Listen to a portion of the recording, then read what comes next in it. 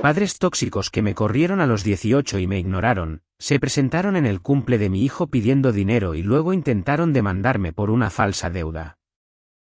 Hola a todos, soy Oliver, y esta es la primera vez que me animo a compartir públicamente una parte de mi vida que hasta el momento había mantenido bastante en secreto. Quería soltar todo esto en un foro tipo Reddit para ver si alguien más ha pasado por algo parecido o al menos para desahogarme. No tengo la intención de sonar muy formal, así que disculpen si me expreso de forma relajada o uso un lenguaje muy coloquial. Simplemente necesito contar mi historia tal y como la viví. Cuando pienso en mis papás, Henry y Emma, lo primero que me viene a la mente es la sensación de que ellos jamás quisieron comprometerse con la paternidad. Crecí en un pequeño suburbio cerca de Seattle, en el estado de Washington. Desde que tengo uso de razón, mis padres estuvieron más interesados en sus propias aventuras que en formar una familia estable. Mientras mis compañeros de clase hablaban de cómo sus papás los llevaban a entrenar fútbol o a acampar, yo me la pasaba solo en mi habitación, o aprovechando para salir al parque con mis vecinos cuando podía. No es que me maltrataran físicamente ni nada así, pero la indiferencia a veces duele más que cualquier otro tipo de abuso. Por ejemplo, si sacaba buenas notas, ellos apenas decían ok, bien y no mostraban mayor interés. Si me iba mal, simplemente me ignoraban o me daban un te lo dije para luego seguir en lo suyo. Mis cumpleaños eran un mero trámite, un pastel comprado a última hora y un felicidades breve, porque al día siguiente se iban de viaje en motocicleta o se encerraban en la sala a ver sus series favoritas toda la tarde. En fin, crecí con la sensación de ser un invitado en mi propia casa. Llegado el momento en que cumplí 16, conseguí mi primer trabajo de medio tiempo en una cafetería cerca de la escuela.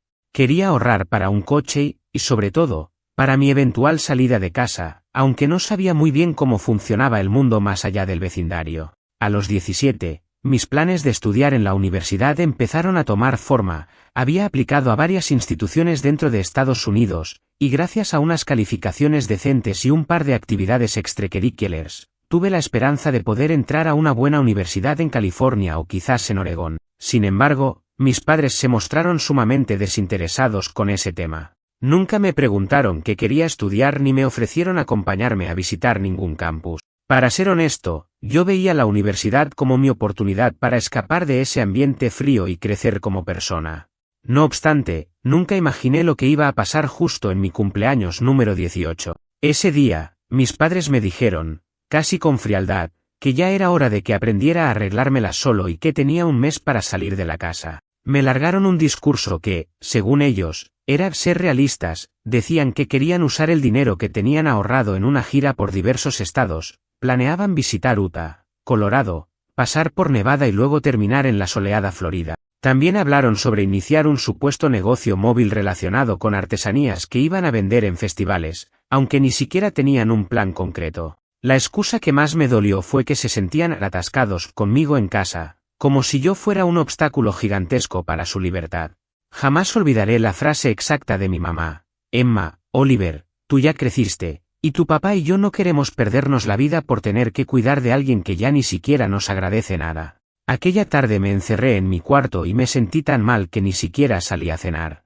Lloré por rabia, impotencia, y sobre todo, por darme cuenta de que mis padres no tenían el más mínimo interés en mi bienestar ni en mi futuro. Después de 2 o 3 días, cuando mi cerebro procesó lo que sucedía, empecé a buscar ayuda entre familiares. La mayoría de ellos, tanto los que vivían en Oregón como una tía que se había mudado a Illinois, se desentendieron de inmediato. Recibí respuestas como oye, me encantaría ayudarte, pero mi casa es muy pequeña o tus padres deben saber lo que hacen, tal vez no es nuestro asunto. Y claro, al no tener hermanos ni abuelos cercanos, me quedé totalmente en el limbo. Cuando estaba a punto de quedarme sin esperanza, apareció un rayo de luz en forma de un tío abuelo llamado Mathis. En realidad era primo de mi padre, pero toda la vida me habían dicho que le llamara tío, quien vivía en un pueblito cercano a Salt Lake City, en Utah. Me envió un correo. Él es algo mayor, así que prefería comunicarse por correos electrónicos en vez de redes sociales, diciéndome que podía quedarme en su casa un tiempo, con la condición de que trabajara y me esforzara, porque no podía darme todo en bandeja de plata. La idea de mudarme a Utah me puso nervioso al principio. No conocía a nadie allí, ni siquiera a mi tío Mathis, quien hasta ese momento solo había sido un contacto esporádico en las fiestas navideñas por Zoom o llamadas breves. Aún así, Decidí que era mejor eso que quedarme mendigando la atención de unos padres que me querían fuera. Así pues, reuní lo poco que tenía, pedí un aventón a un vecino para llegar a la estación de autobuses y con un par de maletas, emprendí el viaje más largo que había hecho hasta la fecha. Lo más sorprendente de todo esto es que mis padres no se molestaron en detenerme, ni en despedirse, ni un adiós decente. Estaban más ocupados organizando su viaje de aventura que en preocuparse por si su hijo sobreviviría o no. Jamás olvidaré la sensación de caminar hacia la calle bajo la lluvia de Seattle, con las maletas empapadas, sintiendo que me arrancaban de una familia que, aunque no me daba mucha calidez, al menos era mi único lazo conocido hasta ese momento. En ese trayecto hacia Utah mi mente no dejaba de dar vueltas en todo lo que venía. ¿Qué haría con mi vida? ¿Cómo pagaría la universidad? ¿Conseguiría un trabajo estable? ¿Valdría la pena seguir en contacto con mis padres? De alguna forma, el coraje que sentía por la expulsión de mi propia casa empezó a transformarse en determinación. Quizás esto significaba un nuevo comienzo para mí. A pesar de la tristeza, me mentalicé en la idea de trabajar duro, estudiar y tratar de encaminar mi futuro. No tenía idea de cuánto me iba a costar llegar a donde estoy ahora. Jamás pensé que mis padres y yo volveríamos a hablar. Pero el destino da giros insólitos. Y aunque los años fueron pasando y logré encontrar mi camino, hace poco mis padres reaparecieron de la nada, removiendo viejas heridas y complicando todavía más mi situación actual. Sé que suena a cliché de drama familiar, pero créanme, las cosas que sucedieron después fueron tan alocadas que ni yo mismo termino de creérmela. Cuando llegué a Utah, me sentía como un forastero total. El camino hasta la casa de mi tío Mathis fue una odisea, tuve que tomar un autobús que atravesó buena parte de las montañas, con paisajes que cambiaban de húmedos bosques a planicies desérticas. Durante el trayecto, hice un gran esfuerzo por no dejarme aplastar por mis miedos e incertidumbre. Me repetía a mí mismo que, de algún modo, esto era mejor que permanecer con mis padres y su indiferencia. Recuerdo que, al bajarme del autobús en una pequeña estación rural, sentí un enorme vacío en el estómago, mezcla de hambre y nervios. La primera impresión que me dio la casa de Mathis fue la de un lugar cálido y lleno de recuerdos. Tenía fotografías colgadas de la pared, pequeños adornos de madera tallados, resulta que mi tío era aficionado a la talla de madera, y una chimenea antigua que daba la impresión de llevar décadas sin modernizarse. Mathis era un hombre bonachón con la voz algo ronca, de cabellos blancos, pero con más energía de la que yo hubiera imaginado para su edad. Me recibió con un abrazo desgarbado, algo torpe, pero verdadero. Desde el primer momento, me advirtió que la vida con él no sería un lujo, sino una prueba de mi capacidad para ser responsable. Si te quedas, tendrás que adaptarte a mi manera de hacer las cosas, no soporto flojos ni que se anden con dramas, me dijo, sin rodeos. La casa no era grande, pero tenía una habitación libre que Mathis usaba como cuarto de costura y bodega ocasional. Lo primero que hicimos fue despejar ese espacio de telas, cajas de herramientas y un par de sillas rotas que guardaba por si acaso. Fue un alivio quitar todo ese polvo y acomodar mis pocas pertenencias. No tenía muebles propios, salvo la maleta donde llevaba ropa y algunos libros de la escuela, así que Mathis me prestó un catre viejo. No era la cama más cómoda del mundo, pero me sentí agradecido de contar con un lugar al menos para mí. Lo siguiente en la lista fue ponerme a trabajar en el pequeño local de comida que Mathis regentaba, un diner medio clásico que se había ganado la simpatía de la comunidad local. El negocio se llamaba La Sartén de Mathis y ofrecía desayunos todo el día, hamburguesas, sándwiches y postres caseros. A veces, también vendía productos de repostería que elaboraban sus vecinos. Mi tío solía decir que el éxito de su diner residía en que no hay como la buena cocina casera para alegrarle el día a un desconocido. Lo cierto es que el ambiente en ese lugar resultó ser mi refugio. Aunque el trabajo de cajero, lavaplatos y ayudante de cocina a veces se me hacía pesado, descubrí que me gustaba el trato con la gente. Poco a poco fui ganando confianza.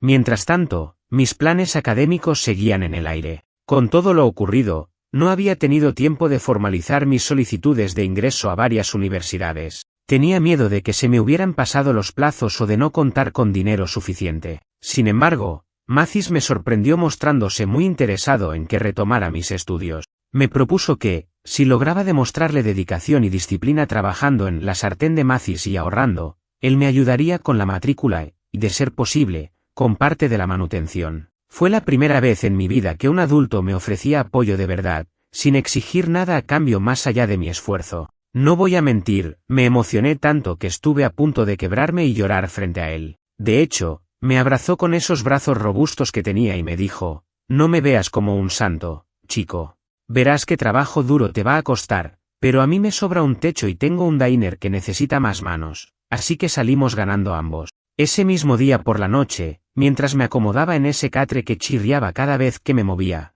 pensé en mis padres. Henry y Emma debían estar en plena ruta de viaje, o quizás preparando maletas. Conociéndolos, no habrían tardado en deshacerse de cualquier cosa que me perteneciera.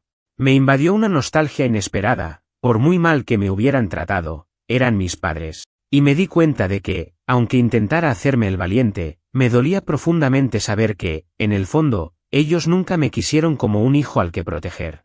Me quedé dormido tarde, dándole vueltas al asunto. Los siguientes meses transcurrieron entre trabajo y papeleo universitario. Como Mathis me lo prometió, él cubría los pequeños gastos de mi solicitud y también parte de mis libros de texto. A cambio, yo pasaba largas jornadas en el diner, atendiendo a los clientes más tempraneros y luego ayudando a limpiar el lugar al anochecer. Fue agotador, pero valía la pena. Mathis no solo era un tipo estricto con los horarios, sino que también era sorprendentemente generoso cuando veía resultados. A menudo, tras cerrar el local, me enseñaba trucos de cocina o me contaba historias de sus viajes por Arizona y Nuevo México cuando era joven. Era casi como tener un abuelo. Un día, mientras limpiaba las mesas, recibí una llamada en mi celular. Era un número que no reconocí, y al contestar, resultó ser Emma, mi madre. No lo podía creer. Habían pasado alrededor de 4 meses desde que salí de casa, y jamás me imaginé que ella o Henry se molestarían siquiera en marcar mi número. Al principio, guardé silencio, esperando a ver qué decía. Con voz seca y casi robótica, me soltó un Oliver, solo llamo para saber si te has instalado ya en algún sitio y si piensas regresar. Me quedé en shock. ¿Regresar a qué? ¿A la casa de la que me echaron tan cruelmente? Le respondí algo como, ¿de verdad te importa? Y ella guardó silencio unos segundos antes de decirme que no me lo tomara a mal, que solo preguntaba por cortesía. Tu papá y yo estamos en Idaho, conociendo unas rutas de senderismo, pero la verdad, tampoco podemos ocuparnos más de ti, agregó con un tono que más bien sonaba a impaciencia. Aquella llamada me dejó una mezcla de ira y tristeza, pero lo dejé pasar. No quise profundizar demasiado. En mi mente pensaba que ya no debía nada a esas personas que me dieron la espalda. Fue una breve conversación. Mi madre colgó cuando sintió que no habría una respuesta concreta de mi parte. No me preguntó sobre mi salud, ni sobre cómo me estaba yendo en el diner o en los estudios. Únicamente le interesaba saber si pensaba volver a ser su responsabilidad.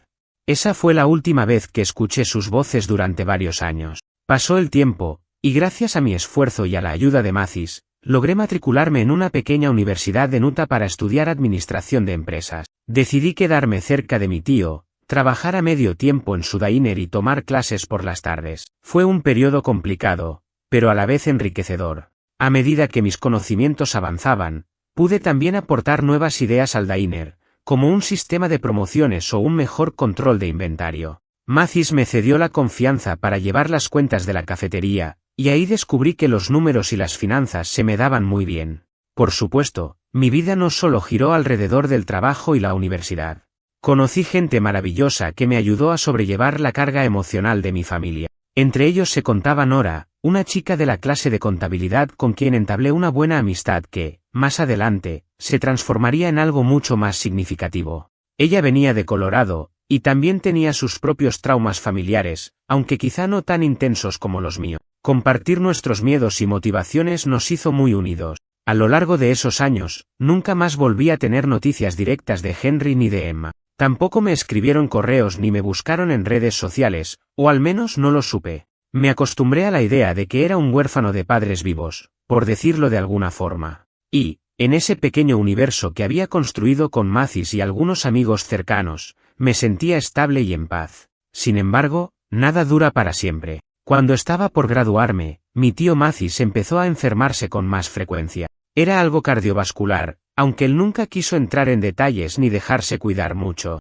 Lamentablemente, poco después de mi graduación, me llegó la noticia que más temía. Mathis había sufrido un colapso y no sobrevivió al camino al hospital. Fue un golpe devastador. Por un lado, estaba feliz porque acababa de obtener mi título, me sentía listo para el mundo laboral y tenía planes de iniciar un pequeño negocio de consultoría financiera. Pero, por otro, la persona que me había brindado un hogar, cariño y oportunidades cuando nadie más lo hizo, ya no estaba. Más adelante, con el corazón roto, tuve que poner en venta el diner por recomendación de los médicos y asesores legales, pues Mathis había dejado algunas deudas de las que yo no tenía conocimiento. Todo ello me sumió en una profunda tristeza, pero a la vez me dio fuerzas para honrar la memoria de mi tío, quien siempre me animó a dar lo mejor de mí. Lo que siguió fue un periodo de reorganización total de mi vida. Con la muerte de mi tío, pensé que mi vínculo con la familia había quedado reducido a cenizas. Ni Henry ni Emma aparecieron, ni tampoco me mandaron condolencia.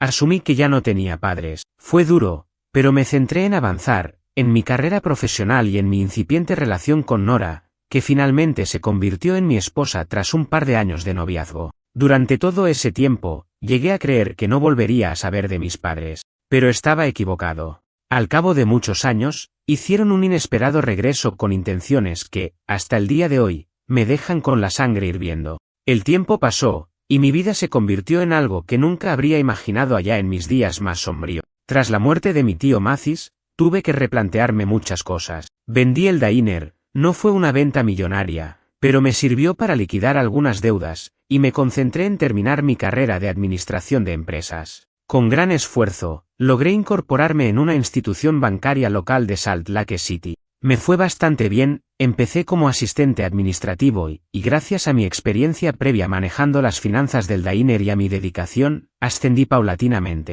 Al cabo de unos años, ocupaba un puesto en el área de gestión y análisis financiero. Mientras tanto, mi relación con Nora evolucionó a pasos agigantados. Nos mudamos juntos a un modesto apartamento cerca de mi trabajo y, tras un par de años conviviendo, nos casamos en una pequeña ceremonia a la que acudieron solo nuestros amigos cercanos. Obviamente, mi madre Emma y mi padre Henry no asistieron, porque ni siquiera estaban enterados. Nunca pensé en avisarles, ni me pareció necesario. Al fin y al cabo, me habían corrido de la casa con un portazo y cero remordimiento. Nora y yo, pese a las dificultades económicas iniciales, conseguimos estabilizarnos. Ella se dedicó a la venta de inmuebles, primero como asistente de una gran agencia en la ciudad, y después, poco a poco, comenzó a captar clientes más serios. Con el tiempo, se convirtió en una agente de bienes raíces reconocida en su círculo. Parecía un sueño hecho realidad para ambos, veníamos de pasados llenos de carencias y, de pronto, estábamos construyendo un futuro estable. Pero la vida siempre se las arregla para darle un giro inesperado a las cosas. Pronto llegó nuestro hijo, Leo, quien se convirtió en el centro de nuestro universo. Nació en un hospital de Salt Lake City, y para cuando cumplió 3 años, ya era un niño alegre, sociable y lleno de energía. Mi tío Mathis no pudo conocerlo, algo que me parte el alma, pero estoy seguro de que se habría sentido orgulloso de ver cómo habíamos logrado formar una familia con cimientos basados en el amor y el respeto. Con el ascenso que obtuve en el banco y las comisiones que Nora generaba con las ventas de casas, estábamos lejos de ser millonarios, pero sí vivíamos de forma bastante cómoda. Fue en el tercer cumpleaños de Leo cuando sucedió lo impensable, mis padres reaparecieron. Todo comenzó unas semanas antes de la celebración. Una mañana, revisando mi correo electrónico, encontré un mensaje escrito por alguien que se identificaba como Emma, mi madre, aunque el remitente no me sonaba para nada familiar. Al principio, lo abrí con recelo, pensando que podría ser spam o alguna estafa. Para mi sorpresa, el mensaje decía algo como: «Hola, Oliver. Soy tu madre. Sé que han pasado muchos años, y puede que no quieras saber de nosotros, pero tu padre y yo hemos estado pensando en ti. Escuchamos que te casaste y que tienes un hijo de 3 años. Queremos conocer a nuestro nieto». Se me revolvió el estómago al leer eso. ¿Cómo se habían enterado de que tenía un hijo? ¿Y por qué de pronto les nacía el interés en conocerlo? Mi reacción inicial fue ignorar el correo, pero en el fondo, sentí curiosidad, y, admito, también rabia, por saber qué buscaban. Tal vez yo había perdonado a mis padres en silencio, pensando que jamás volvería a verlos, pero enterarme de su intención de reconectar de la noche a la mañana me pareció demasiado sospechoso. Le conté a Nora sobre el correo. Su reacción fue de asombro mezclado con cautela. Ella sabía lo mal que la había pasado en mi infancia, pero también es una persona muy comprensiva y siempre dice que la familia es la familia, aunque sea complicada. No respondí hasta que recibí un segundo mensaje a los pocos días. Esta vez, mi madre se mostraba más insistente, casi suplicando que le diera la oportunidad de enmendar errores. Mencionaba que mi padre y ella ya no viajaban tanto y que comprendían que me habían hecho daño. Lo más descarado fue como aludía a mi hijo, Leo, diciendo que querían conocerlo antes de que fuera demasiado tarde para ello. La frase antes de que sea demasiado tarde me pareció un chantaje emocional, implicaba que tal vez estaban enfermos o algo así. Aun con mis recelos, decidí compartir esos correos con Nora y evaluar la posibilidad de invitarlos a la próxima fiesta de cumpleaños de Leo, que sería en unas semanas. Nora me dijo que la decisión final era mía, puesto que se trataba de mis padres. Sin embargo, también confesó que, por lo mucho que ella sufrió creciendo sin sus progenitores, perdió a ambos siendo muy niña y fue criada por sus abuelos, le parecía positivo que Leo tuviera la oportunidad de conocer, al menos una vez, a sus abuelos paternos. Sé que parte de ella anhelaba una gran familia, como esas que se ven en películas navideñas, con abuelos, tíos y primos alrededor de la mesa. Yo, en cambio, temía que mis padres vinieran a pedir algo o a comportarse de forma cruel. Aún así, no pude negarme por completo. Al final, tras meditarlo varios días, envié una respuesta breve invitándolos al festejo. No tenía altas expectativas, pero al menos quería que entendieran que, si venían, no sería para manipularme. El día de la fiesta, llegaron alrededor de una hora antes que el resto de los invitados, como habían anunciado. Toqué la puerta y me encontré con dos rostros muy diferentes de los que recordaba. Henry lucía bastante desaliñado, con el cabello más canoso y el gesto cansado. Emma tenía ojeras marcadas y parecía nerviosa.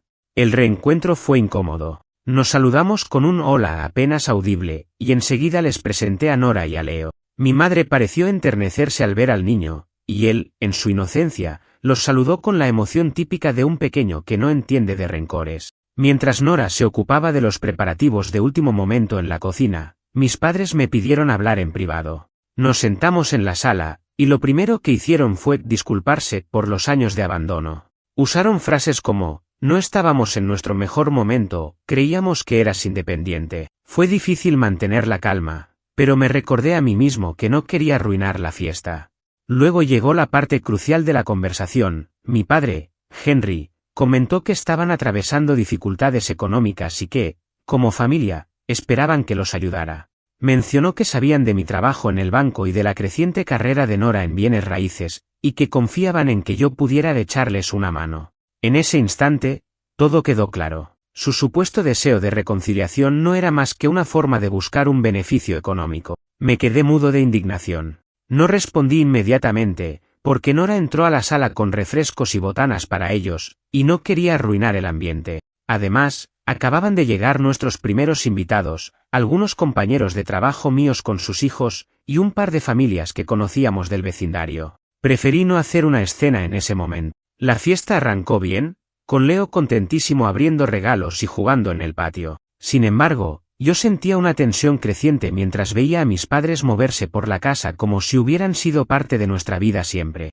El colmo fue cuando, en medio de la celebración, mi madre, Emma, me abordó de nuevo para preguntarme si ya había pensado lo que haría respecto al dinero que me solicitaban. Fue la gota que derramó el vaso. Tomé aire y decidí que si querían jugar sucio, yo no tenía por qué proteger su reputación. Pedí un minuto de atención a los presentes y con un humor algo sarcástico, comencé a contar, en versión muy resumida, la historia de mi infancia, cómo me habían echado de casa y por qué no los había visto en tantos años. En ningún momento elevé la voz ni usé insultos directos, pero la humillación de Henry y Emma fue evidente. Algunos invitados que no conocían mi pasado se quedaron atónitos. Otros, al entender el tono informal y festivo que intentaba adoptar, rieron un poco, sin darse cuenta del trasfondo real. Mis padres se quedaron pálidos, mirando al suelo. Cuando terminé, la tensión podía cortarse con cuchillo. Un par de amigos cambiaron de tema y trataron de devolver el ambiente festivo, mientras yo me alejaba a la cocina para no explotar de rabia. Henry y Emma se marcharon poco después sin despedirse apropiadamente. No me importó en lo más mínimo, prefería que se fueran. La fiesta continuó, pero Nora estaba visiblemente molesta conmigo. Una vez que todos los invitados se despidieron y metimos a Leo en la cama, me recriminó el discurso que había dado frente a todo. Me acusó de arruinar el cumpleaños al ventilar problemas familiares. Alegó que, si bien mis padres habían obrado mal, la ocasión no era la adecuada para exhibirlos. Eso generó una discusión tan intensa que terminó con ella durmiendo en la habitación de invitados. Y así, el día que debió ser un festejo bonito para Leo, terminó con un distanciamiento enorme entre Nora y yo, y mis padres, una vez más, huyendo de la confrontación. Si la historia acabara aquí, quizás solo quedaría el mal sabor de una fiesta arruinada. Pero, como descubriría unas semanas después, mis padres tenían todavía un último golpe preparado, una demanda totalmente falsa en la que me acusaban de haberles robado $50.000 años atrás. Hasta el día de hoy no sé si fue su venganza por exhibirlos públicamente o si en verdad creían que podrían sacarme dinero de esa forma. Cuando me enteré de la demanda por parte de mis padres, lo primero que sentí fue incredulidad absoluta. ¿Cómo era posible que se atrevieran a acusarme de algo tan absurdo como haberles robado $50.000? Jamás en mi vida tuve acceso a sus cuentas o bienes de gran valor, y menos cuando me echaron de casa casi sin un centavo en el bolsillo. Sin embargo, ahí estaba la notificación legal, detallando que Oliver se apropió indebidamente de dinero perteneciente a Henry y Emma hace aproximadamente 10 años. Para mí, todo esto era tan disparatado que me costaba hasta enojarme.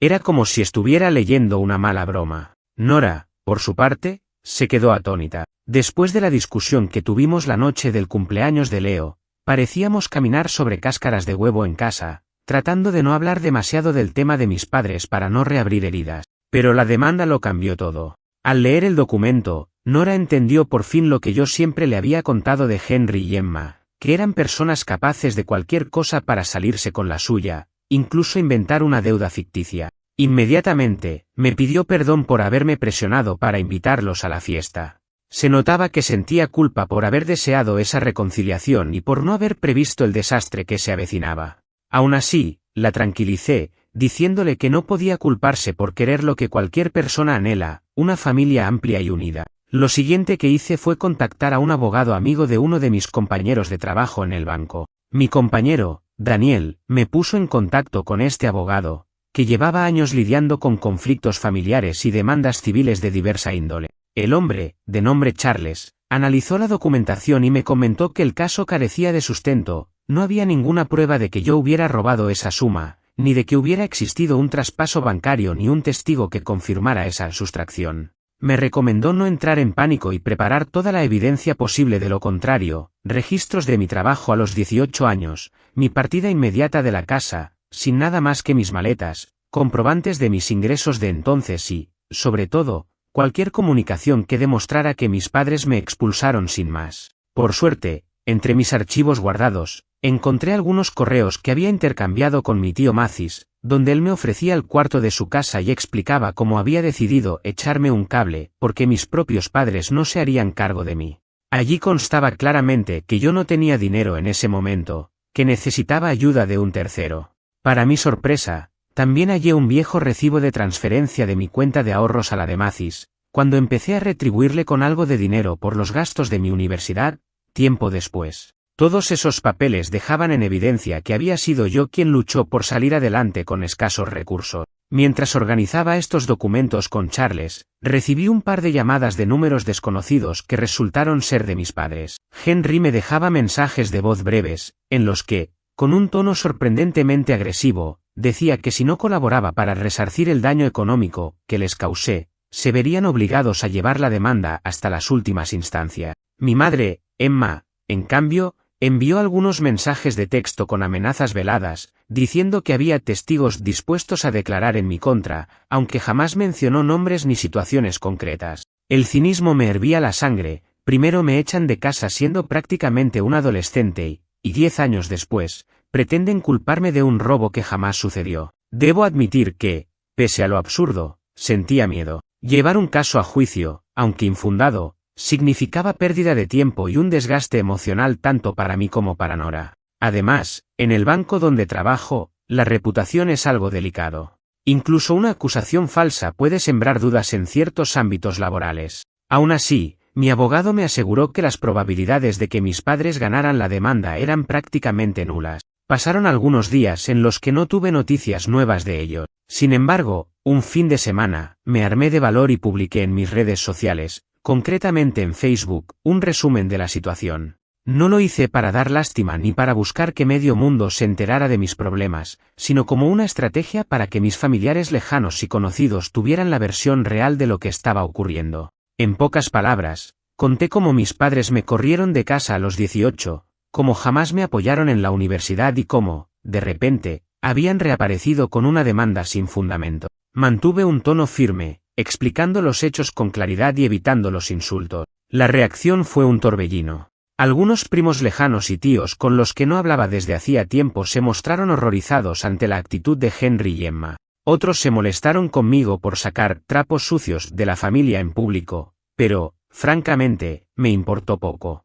Mi intención era protegerme de la narrativa falsa que mis padres pudieran inventar, y dejar claro que no tenía nada que ocultar.